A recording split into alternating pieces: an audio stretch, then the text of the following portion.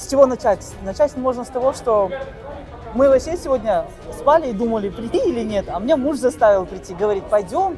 Розыгрыш же. Я говорю, ну ладно, я не пойдешь один, я с тобой пойду. До обеда я выиграла тостер и такая пришла домой.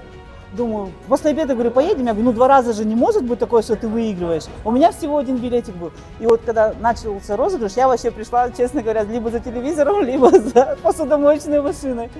И когда посудомоечную машину выиграли, я так расстроилась. Я говорю, ну, наверное, давай пойдем. Говорю, ну, по-любому мы с тобой не выиграем миллион.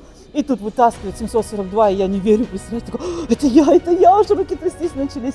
А я такая, ну, говорю, он такой, да, это ты, говорит, и я побежала. А утром просыпаться не хотел. А утром просыпаться не хотела я, да, он меня поднял, реально, вытащил из кровати, Спасибо говорит, компании пойдем. большой Экатон, что предоставила такую возможность.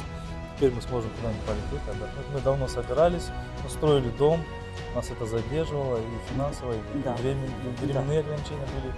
Еще в квартире, в которой мы проживаем сейчас, мы затеяли ремонт. В общем, вот это вообще супер приз. Да, Мы прям не верим до сих пор. мы до сих пор не верим.